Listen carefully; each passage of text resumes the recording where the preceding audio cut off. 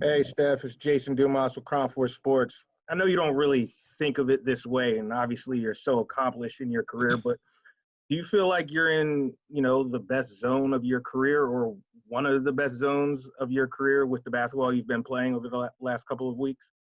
100%. But, it's all about what's happening now. I don't compare it to really anything in terms of what has happened in the past. Like, I obviously know the levels I've been at and our team's been at and where we're trying to go as a team. But definitely in terms of how I'm playing, like I've saying it for a while, I feel confident and strong and in rhythm, and it's a good feeling and want to keep getting better. That's the goal. Hi, Steph. Janie McCauley from AP. Juan Toscano Anderson said it's like being in a video game, playing alongside you, watching you. He's celebrating before your shot even leaves your hands. Do you feel like you're in a video game sometimes? I honestly don't play that many video games, so I don't even know. But it's stuff that I work on, and I'm having fun. That's the biggest thing when you get to play basketball at this level every night, and see the work pay off, and continue to get better with your teammates, and bring joy to the floor. That's obviously a great feeling. And when other guys feed off of that and notice it and feel it out there, that makes it all worth it. Steph, you said you don't really pay attention to the numbers, but media do, and your numbers this season look like the 2016 season. Would you like to be in the MVP conversation this year?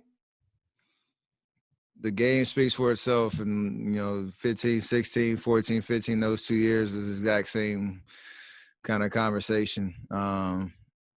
Obviously that's an amazing accomplishment, and being in that conversation with all that we've been through these last 2 or 3 years, that means something.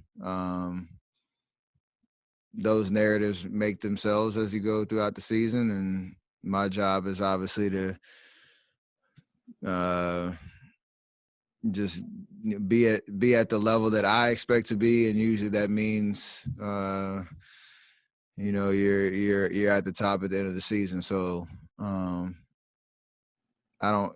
really try not to get distracted by that, because it kind of changed the moment. And really right now, if I'm doing my job, then I'll be there at the end of the season, and that'll take care of itself. Steph, and going off what Kerry just asked, I think the biggest knock that people have on you right now is wins and losses. Should that be taken into consideration, do you think, for the MVP race?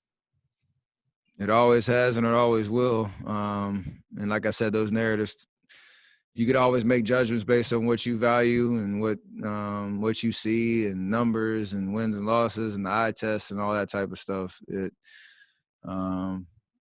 It's kind of what makes the beauty of that award in general, because everybody has a different take on what it means.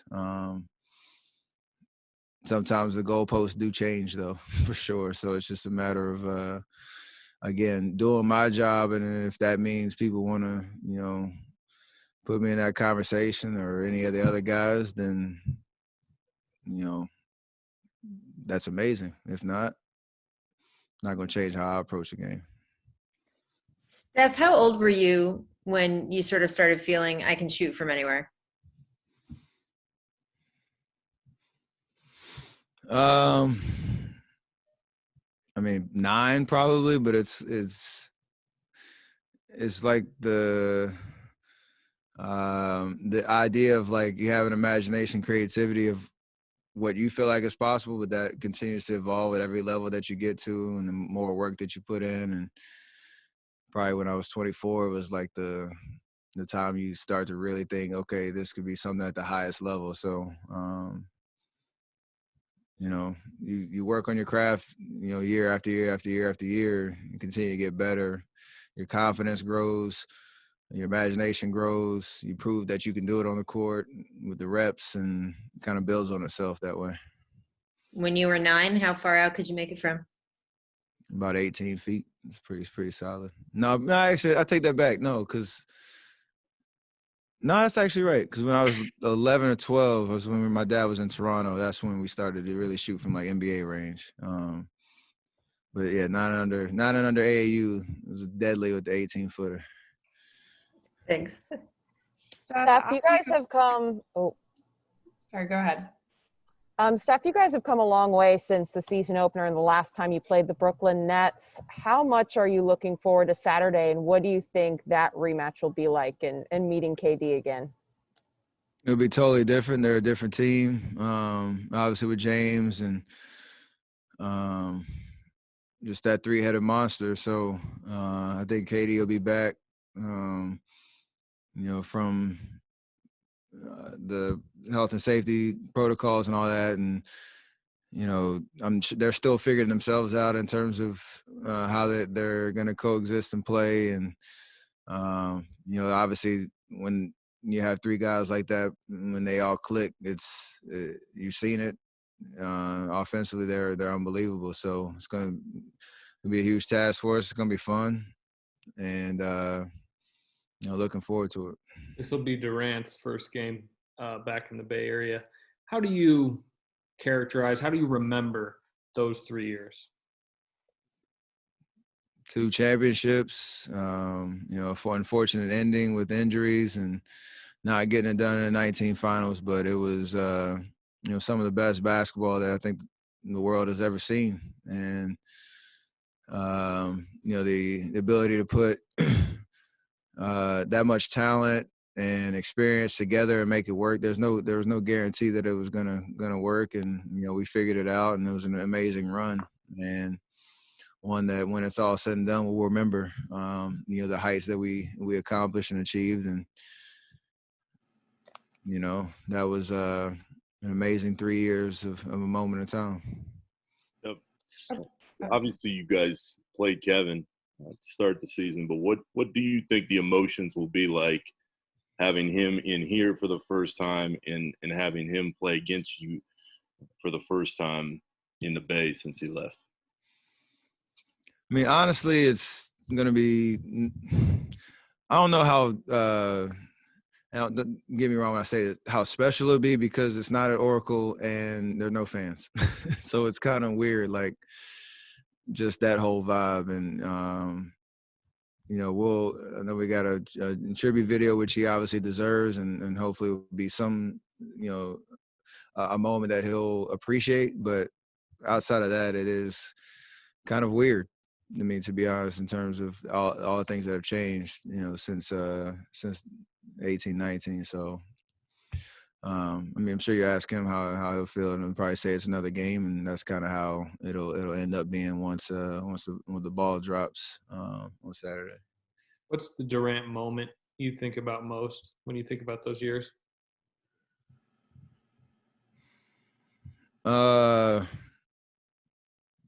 Obviously, probably the game 3 shot in 17.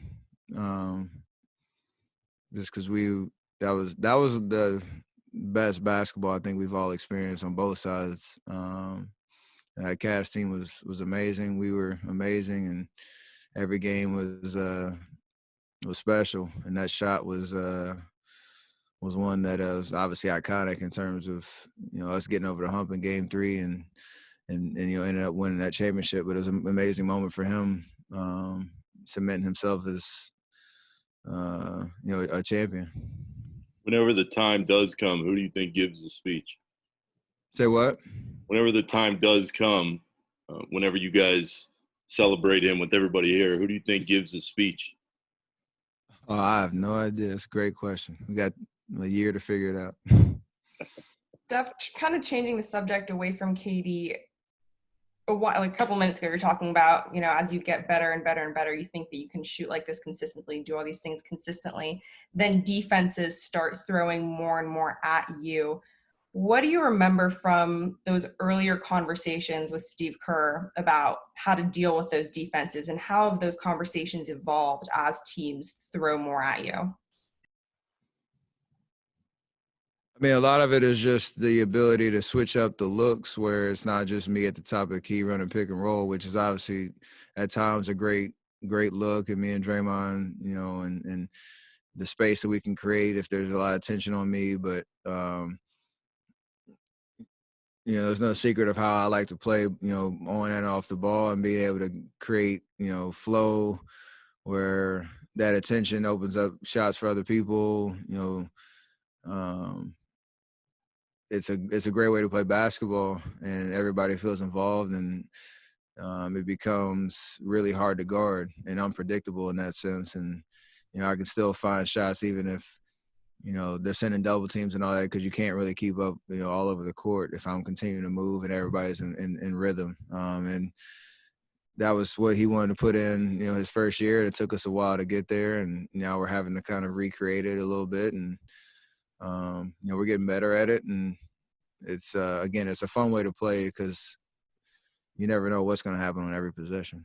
Do you ever impress yourself when you dribble through an entire team's defense and make some acrobatic layup? Do you ever kind of sit back and say, like, wow, I just did that? Sometimes, for sure.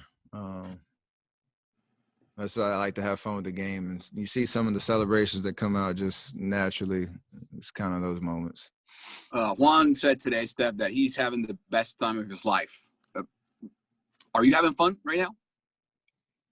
For sure. This is a new experience for everybody. Like, we've had a lot of ups and downs, and we've embraced the challenge. And, winning is fun. So if you asked me 2 games ago, I probably would have said no. And then, these 2 games, it's when it clicks, it's a good feeling. You want to put those, together more and more. I know Juan T is getting an opportunity, and he's proven he belongs on this level, and he contributes to winning basketball. And I know for him to understand and appreciate his impact on that, but also how, what we're trying to build towards it, it means a lot for a guy that has been, on the journey he's been. So he gets the team aspect of what we're trying to do.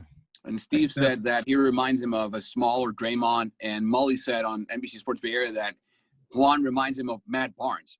Who do you see, or what do you see on Juan? I mean, you always have comparisons and, traits that you kind of take to define a player, but he's his own special talent and is going to, create his own niche. So, I mean, they're right. There's similarities, but he's his own man, his own player, and he's doing it the way that he knows how, and that's going to carry him a long way. Hey, Steph, Coach Kerr kind of compared you to a veteran quarterback just in terms of having seen so much in this stage of your career that you can kind of read defenses better. LeBron said similar things about getting to a point in your career where you've seen every type of defense.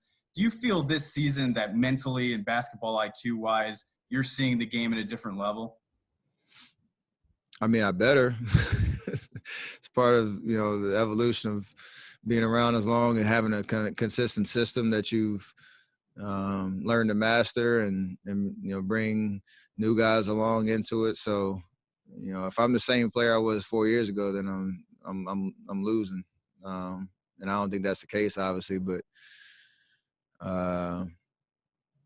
you got to find different ways to continue to get better and use those experiences and reps to your advantage, and that's what I'm trying to do. NBA history is often kind of discussed in duos, and I know you and Kevin only played 3 years together, but do you ever think about yourself as a historic duo with him up there with some of the best? Yeah, we won championships, so that definitely qualifies, and we obviously did it, with the rest of the guys. We elevated each other's game, and where that ranks and all that's not for us to say, but definitely there'll be that connection for a lifetime. Steph, Mark Haynes from Clutch Points. You mentioned earlier that it's no fans, so the game won't be as special with Katie coming back.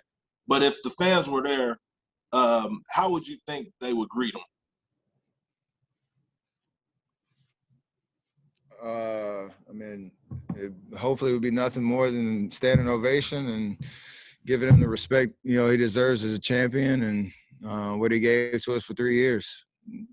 That should be pretty straightforward. There should be no surprises there because he deserves it. Steph, William Hammers with Sports Fans Rap. Guys, last one right here. Yeah, I really love that the Black History Month spot you did. I'm just curious, Was that something that you designed, and how important is to get that message about pretty much every month is Black History? Amazing idea from we have an amazing campaign that the Warriors are stepping up with the Beyond 28 and highlighting and celebrating amazing figures in Black history, but also trying to understand that this is a 365 24/7 opportunity to highlight Black culture, Black excellence, and continuing the conversation need to happen. So obviously happy to be a part of extending that message and creating energy behind it. And, obviously a total team effort in terms of how you act on that and not just be about campaigns. It goes way deeper than that. Thanks.